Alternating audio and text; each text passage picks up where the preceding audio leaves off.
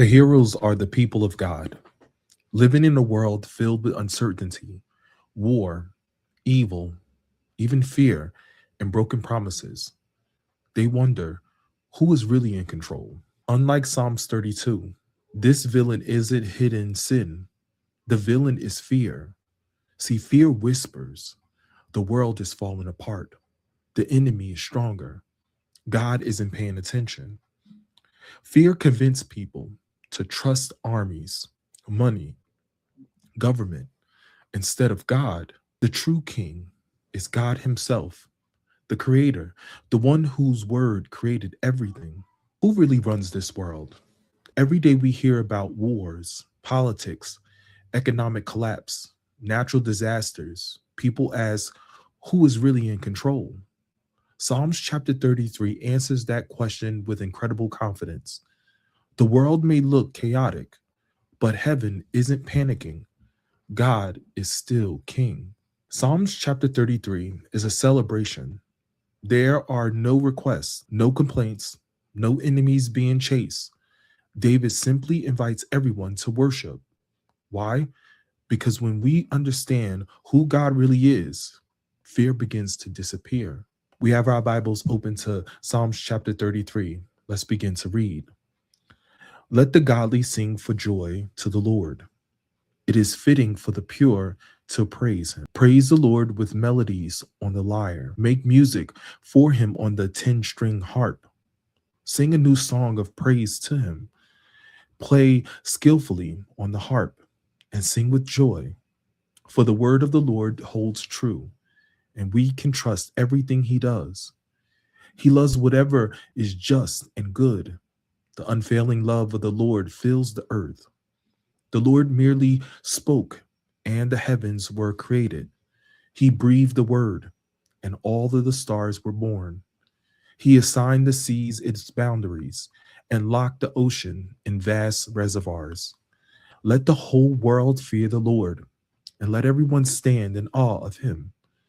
For when he spoke, the world began. It appeared at his command. The Lord frustrates the plans of the nations and thwart all their schemes. But the Lord's plan stands firm forever. His intentions can never be shaken. What joy for the nation whose God is the Lord, whose people has chosen as his inheritance. The Lord looks down from heaven and sees the whole human race.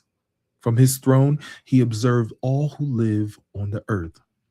He made their hearts, so he understands everything they do.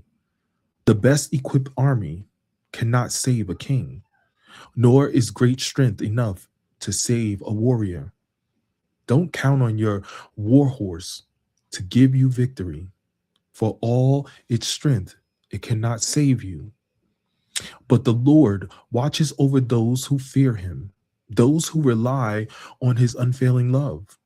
He rescues them from death and keeps them alive in times of famine. We put our hope in the Lord. He is our help and our shield. In him, our hearts rejoice, for we trust in his holy name. Let your unfailing love surround us, Lord, for our hope is in you alone. Recognize and read the scripture, and we all say, Amen. I want to turn your attention to verse 1 to 3. We see that David begins with singing, not because life is perfect, but because God is perfect. I want you to notice something here.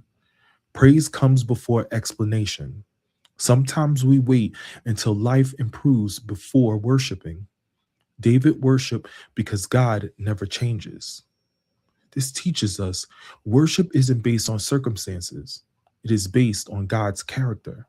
The king speaks in verses 4 to 9. Now the story shifts. David reminds us God didn't build creation with his hand. He simply spoke. Light appeared, oceans formed, stars filled the heavens. Everything exists because God spoke. This teaches us if God's voice created galaxies, what problem is too big for him today? The one who created everything can certainly sustain your life. Let's talk about how the villain attacks. The villain attacks through fear. It tells people, trust your military, trust your wealth, trust your government, trust yourself. David says, no. Let's turn our attention to verse 16. A king isn't saved by a great army. A warrior isn't delivered by a great strength. A horse cannot save anyone. The villain wants us trusting human power. God calls us to trust in Him alone. How we apply this to our lives? Many people today have replaced horses with bank accounts, politics, technology, influence, followers, and success. Psalms chapter 33 reminds us none of these can save us. Now let me turn your attention to verses 10 to 12. God frustrates the plans of the nations. Human kingdoms rise, but human kingdoms fall as well. But God's plan never fails. History isn't random. God is directing history towards his perfect purpose. This shows us every empire eventually disappears. Egypt did, Babylon did, Rome even did. But God's kingdom still stands. Let's take a look at verses 13 to 15. We see that David gives us another incredible picture. God looks down from heaven. Nothing escapes his eyes. He sees every nation, every king, every person, every hidden thought. That should both comfort us and humble us. Nothing surprises God at all. Psalms chapter 33 points directly to Jesus. John begins his gospel saying, in the beginning was the same word that created the universe, became flesh. Jesus speaks, storms stop, demons flee, the dead rises, the blind sees. The King of Psalms chapter 33 is standing in the gospel. Creation obeyed him because creation recognized its creator. Now let's take a look at verse 20. David ends with confidence. Our soul waits for the Lord. The villain says, panic. God says, wait. The villain says, trust yourself. God says, trust me. The chapter ends not with fear, but with hope. Our heart shall rejoice in him. So now we must understand that the villain is fear. The false savior is human strength, but the heroes is the people who trust in God.